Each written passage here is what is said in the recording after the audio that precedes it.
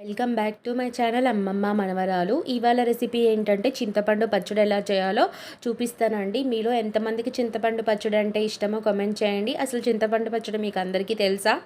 తెలిస్తే కామెంట్ చేయండి. దానికోసం చింతపండును నీట్గా వాష్ చేసుకొని నానబెట్టుకొని పక్కన పెట్టేసుకోవాలి. ఇప్పుడు స్టవ్ ఆన్ చేసి కడాయి పెట్టేసుకొని మిరపకాయలు, నూనె, జీలకర్ర, కొద్దిగా ధనియాలు, ఒక పిరికెడు కరివేపాకు, అదేవిధంగా మినపగుండ్లను కూడా యాడ్ చేసుకొని గోల్డెన్ కలర్ వచ్చే వరకు కూడా ఫ్రై చేసుకోవాలి. ఈ చింతపండు పచ్చడి అయితే టేస్ట్ అయితే చాలా బాగుంటుంది. వేడి వేడి అన్నంలో చింతపండు పచ్చడి నెయ్యి వేసుకొని తింటే టేస్ట్ అయితే అదిరిపోతుందండి. కొద్దిగా చల్లారిన తర్వాత మిక్సీ జార్లోకి తీసుకున్న తర్వాత సరిపడా సాల్ట్ అనేది వేసుకొని మిక్సీ అనేది పట్టుకోవాలండి. చట్నీ కోసం రోడ్లో నూరుకుంటే టేస్ట్ అనేది బాగా వస్తుంది, బట్ ఎక్కువ టైం పడుతుందని మిక్సీలో వేసాము. తర్వాత చింతపండు గుజ్జుని వాటర్ కూడా యాడ్ చేసుకొని ఫైనల్గా వెల్లుల్లిపాయలను కూడా యాడ్ చేసుకొని గ్రైండ్ చేసుకోవడం మెత్తగా. అంతే. మీరు ట్రై చేసి టేస్ట్ ఎలా ఉందో కామెంట్ చేయండి, సబ్స్క్రైబ్ చేయండి. Thank you so much.